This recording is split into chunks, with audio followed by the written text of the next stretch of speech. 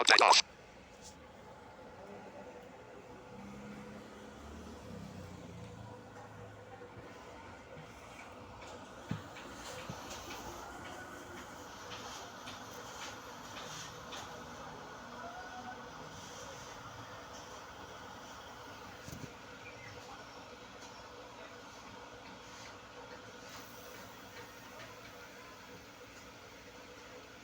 AM.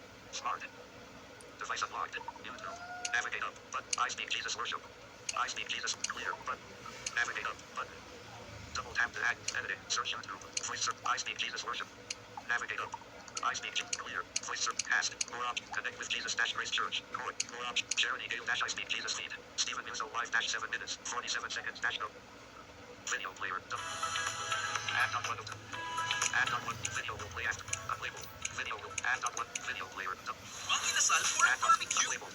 Visit advertising. Lambos! Add on video player. That's lang. Live stream church.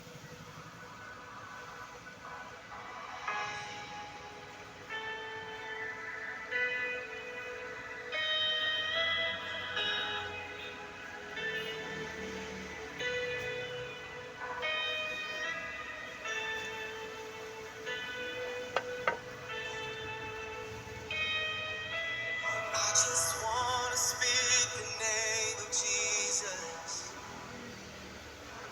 over every heart and every mind. I know there is peace within your presence. Yes, sir. I speak Jesus.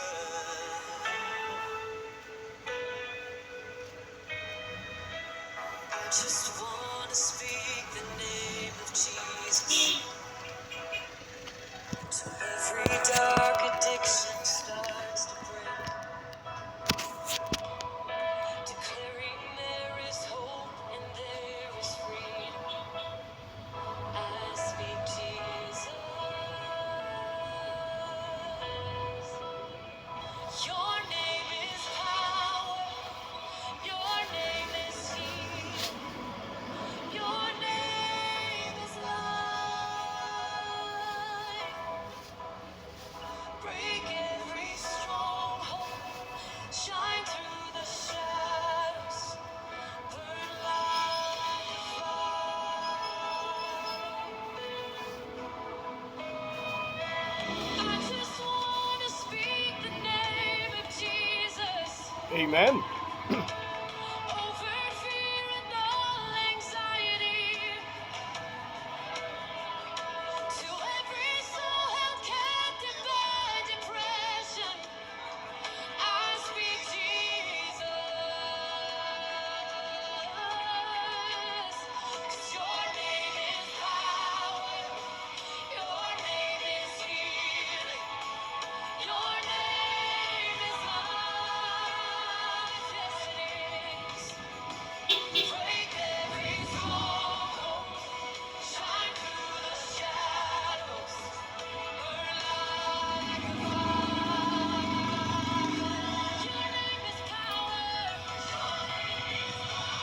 and we declare it now. Your name is life. Praise God. Good morning, good morning, good morning. Every stronghold, Good morning, Luzon, Visayas, Mindanao. September 27, 2023.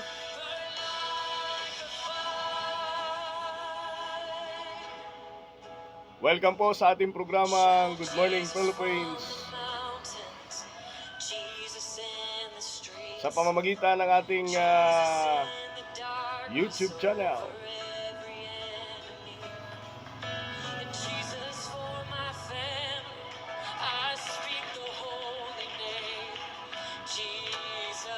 Ako po muli ang inyong lingkod, Pastor JB. Good morning. Bumabati po sa inyong lahat. Happy birthday po sa lahat ng mga birthday celebrant. Ngayon pong araw ng Miyerkules.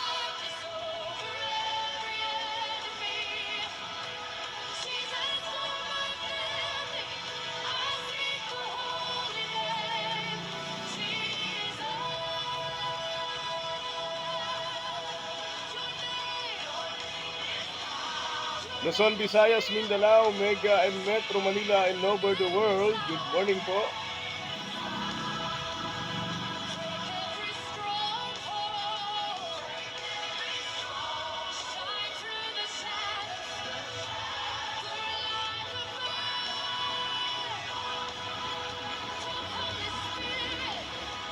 Muli na naman po tayong magkasama sa isang maikling episode ng ating programang Good Morning. Hashtag Good Morning Philippines.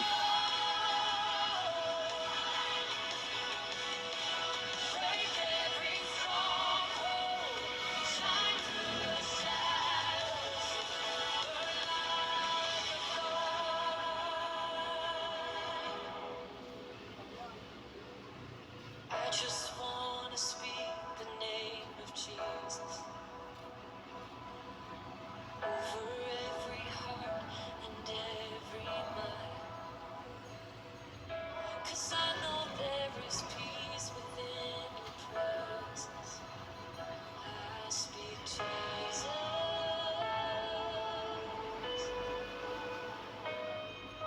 Ang bilis po ng panahon. Patapos na ang buwan ng Setyembre.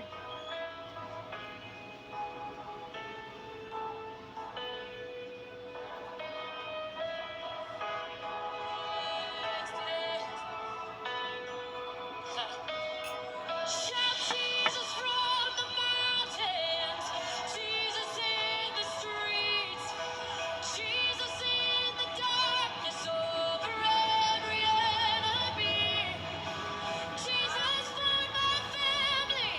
I speak the holy name, Jesus.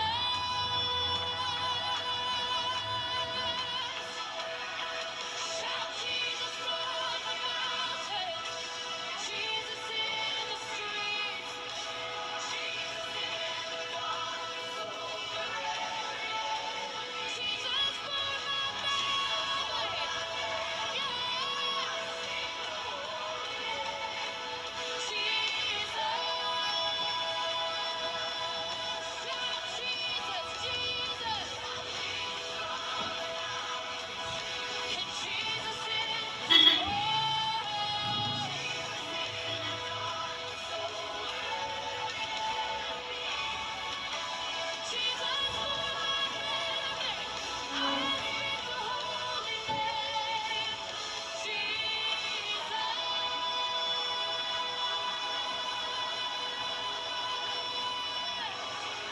Yes! Good morning!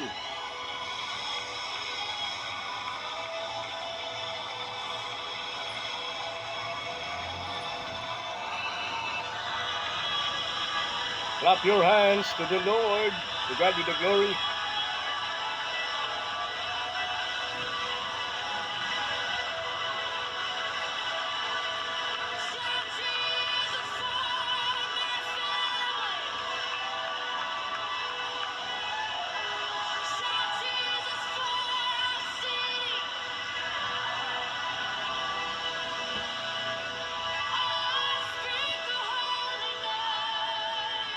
Alright. Praise God. Ayan, yan po ang ating pambungad na awitin. I speak Jesus. I speak Jesus. Ayan.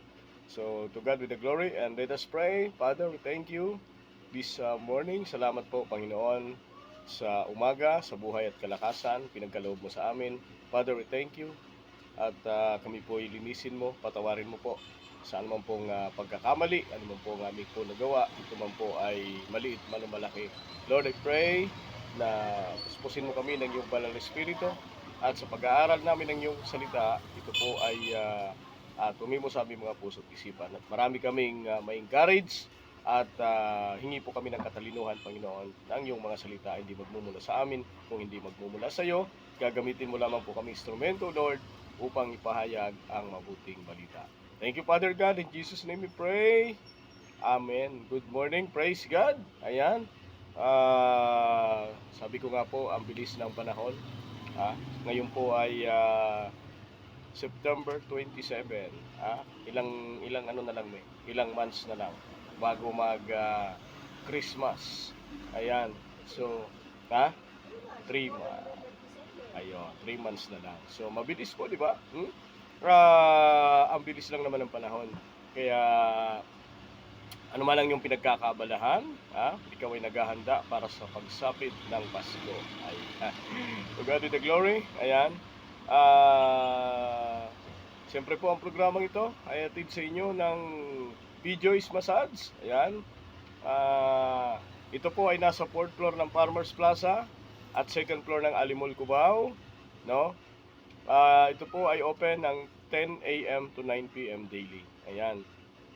4th floor ng Farmers Plaza at 2nd floor ng Alimol, Cubao, Quezon City. Siyempre po ito po ay open ng alas 10 at hanggang alas 9 ng gabi, mga ka-FB, mga ka-YouTube. Ayan. At mas mainam gamitin ang foul liniment. Foul liniment po ay sigurado, garantisado. No? Ito po ay mabibili sa lahat ng Mercury at Watson. Mukhang kakamali. Watson nationwide. Ayan. Foul liniment at your service. Ayan. Kaya ano pang inaantay nyo? Mas mainam na gamitin po ito. At garantisado. At DGC Laundry Shop at Barangay 138 Captain Joe Apartment, Pasay City. So kami po yun dito yan sa Cabrera, sa lungsod ng Pasay. At Barangay 138 Captain Joe Apartment, Pasay City. Si Mami Glo, hanapin nyo. DGC Laundry Shop open ng 8 a.m. to 6 p.m. Monday to Saturday. Kapag araw po ng linggo ay 1 p.m. to 6 p.m. DGC Laundry Shop at Barangay 138 Captain Joe Apartment, Pasay City. Samantala sa lagay ng panahon, ito po yung ating weather outlook, no?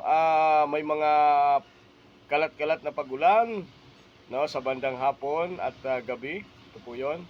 Sa maging dito po sa Metro Manila, no, kagabi talagang ang lakas po ng ulan, no? Nahirapan ako sumakay ng taxi. Ayan. So, praise God, no?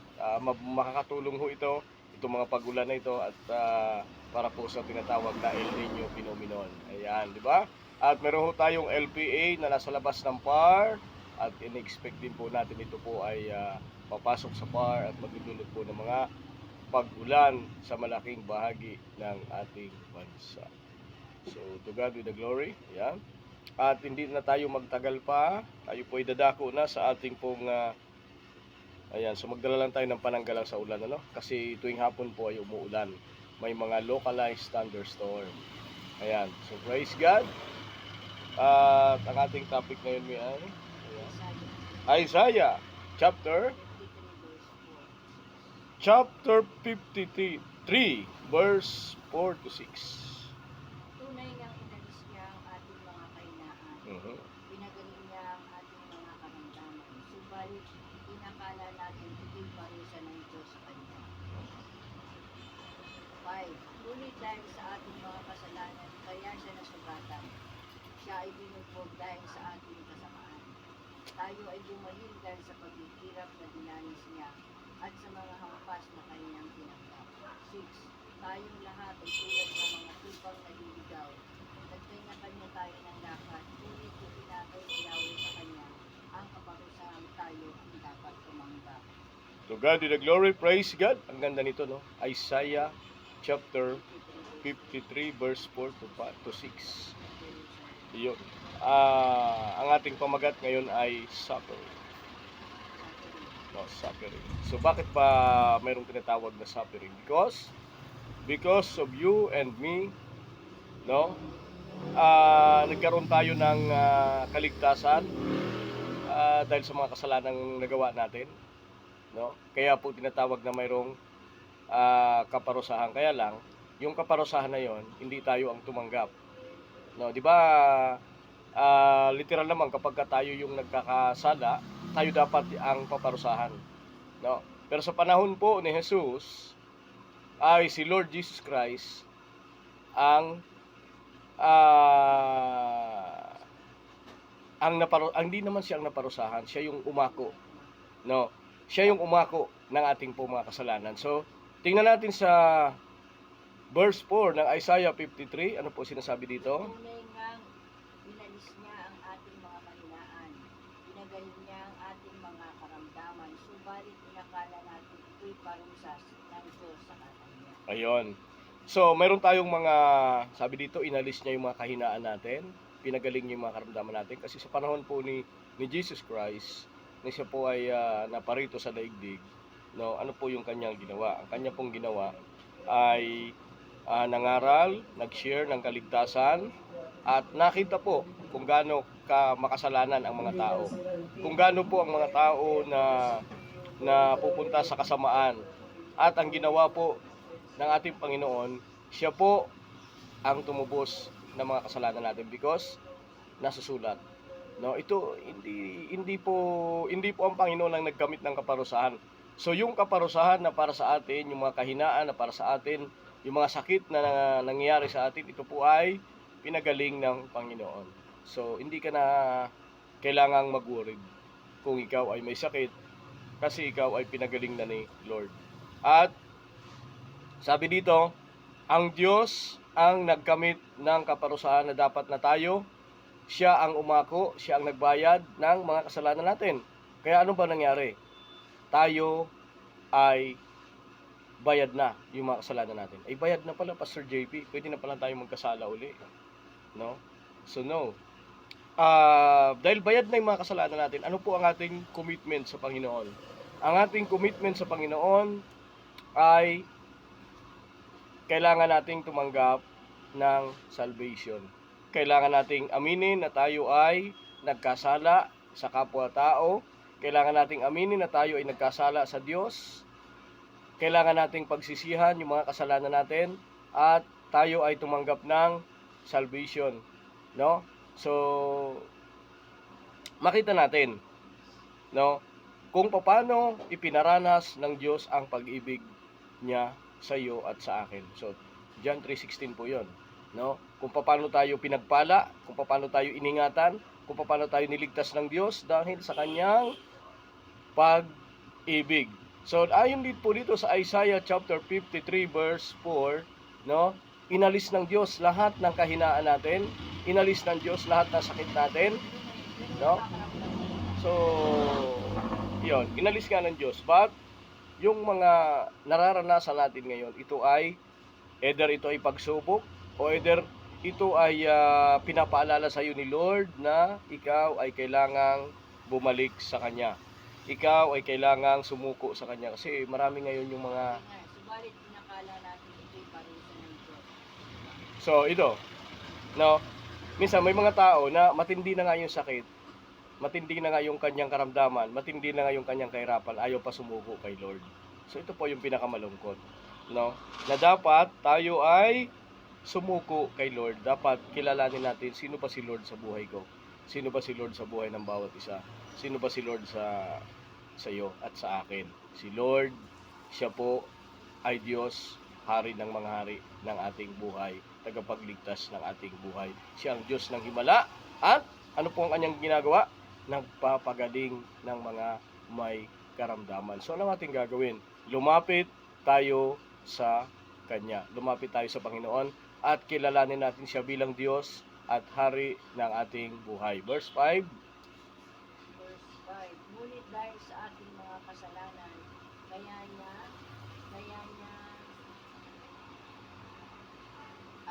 ngunit dahil sa ating mga kasalanan, kaya siya nasugatan. Ayun. Siya ay binugbog dahil sa ating kasamaan.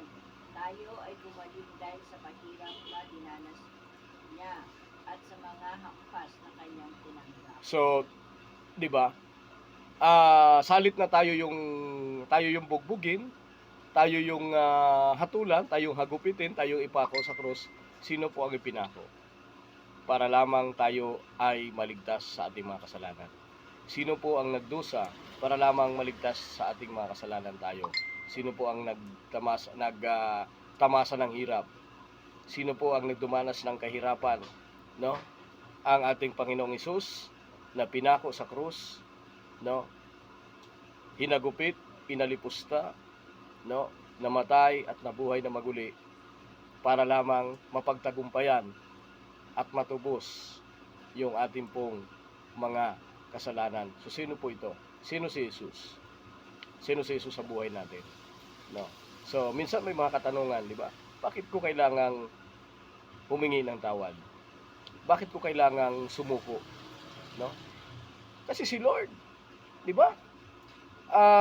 Abang siya'y pinaparusahan, abang siya'y pinaparatangan, sabi po ng Panginoon, Ama, patawarin niyo sila sapagkat hindi nila nalalaman ang kanilang ginagawa. O ganun po katindino ng mga tao. No? Tumulong na nga si Jesus, nangaral na siya ng mabuting balita, nagpagaling na siya ng mga may karamdaman, bumuhay siya ng mga patay, gumawa siya ng mga himala. Pero ano po ang ginanti ng tao? Siya po ay hinatulan. Because talaga po ito'y mangyayari. Kasi po, sobra na pong kasama ang ating pong daigdig. So, kailangan na nating tubusin sa ating pong mga pagkakasala. No? So, sino pong nagbayad? At bakit po natin bakit po tayo gumaling sa kahirapan? Bakit po tayo gumaling sa mga sakit? Bakit po tayo natubo sa ating mga kasalanan? Sino po nagbayad? Ang nagbayad ang ating Panginoon Jesus Cristo. So, verse 6, ilan po natin, last verse. Tayong lahat ay tulad ng mga tubang na ikaw. Uh-huh. Kanya-kanya tayo ng lakad. Ngunit ipinataw ni Yahweh sa kanya ang kaparusahan tayo ang dapat umaga. Ayun. So dati, madilim yung pamumuhay natin. Dati tayo ay makasalanan. Dati ako ay naninigarilyo. Dati ako ay nagsasyabo. Dati ako ay manginginom. Dati ako ay babaero. Dati ako ay lalakero. No? Dati po yon. Nung ikaw ay hindi pa nakakilala sa Panginoong Jesus. Pero nalaman mo na may Diyos at tinanggap mo na si Kristo bilang hari, tagapagligtas ng buhay mo, ikaw ay binago ng Panginoon. So ito po yung dapat maging patotoo sa buhay ng bawat isa. No? Ito po yung dapat maging patotoo kung paano mo ipapangalandakan si Jesus sa buhay ng bawat isa. Kasi, di ba, kung tayo nga gagawa ng kwento, kung tayo nga gagawa ng kwento, madali nating gawin. So, subukan naman natin gumawa ng kwento. Gumawa ng istorya tungkol sa buhay mo at sa buhay ni Jesus. Kung paano ka binago, kung paano ka pinagaling, kung paano mo tinalikuran yung mga masasamang bisyo, kung paano mo tinalikuran yung magulong mundo, kung paano nangyari. Dapat yun po ang ating pong patotoo. So dati, tayo po ay nasa kadiliman, pero nung tinubos tayo ni Jesus, tayo ay nagkaroon ng kalayaan. Tayo ay nagkaroon ng bagong buhay. At tayo ay lumalakad na naaayon sa kalooban ng Diyos. So, sabi po dito, si Jesus ang naging dahilan upang matubos ang ating pong mga kasalanan. Tayo po'y manalangin. Father, we thank you, Lord, this morning. Salamat po, Panginoon, sa iyong mga salita, and I hope na kami po ay napagpala ng mga salita mo. And Father God, salamat po at dati kami po ay makasalanan, dati po ay madilim ang aming pong pamumuhay. Ngunit salamat sa iyo, Panginoon, sapagkat binago mo ang aming buhay. Ikaw ay namatay para sa aming mga kasalanan at ikaw ay muling nabuhay, Panginoon, upang ipahayag sa amin ang mabuting balita. Father, we thank you. Marami po salamat. And I pray sa mga taong nalulupaypay, sa mga taong hindi pa nakakilala sa iyo. And Lord, I pray na sila po ay tunay na makakilala sa iyong kadakilaan.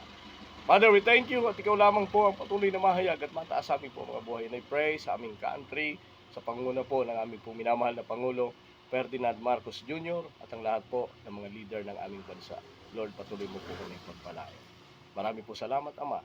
And I pray sa mga walang trabaho, pagkalooban mo ng trabaho, sa mga may trabaho, palakasin mo po ang kanilang mga business.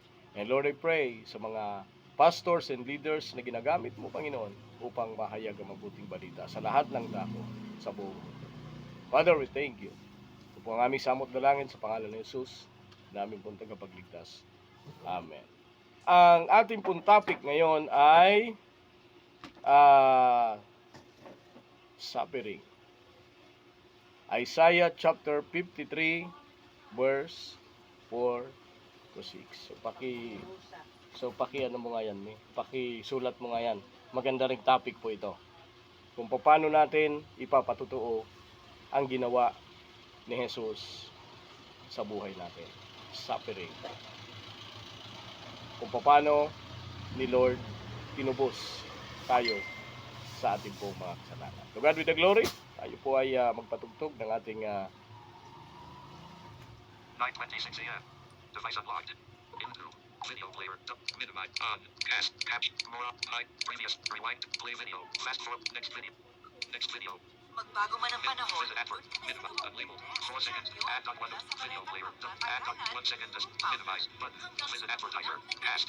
Visit ad. Minimize. Skip ad. Video player. Double tap to show controls. Double tap to activate. Praise God.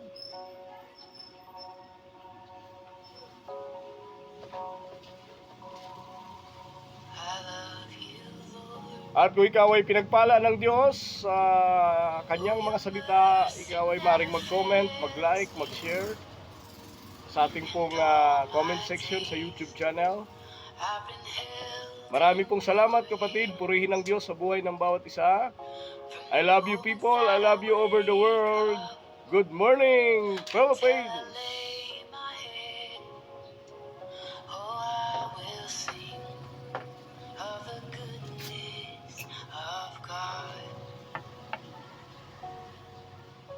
Praise God. All my life you have been faithful. All my life you have been so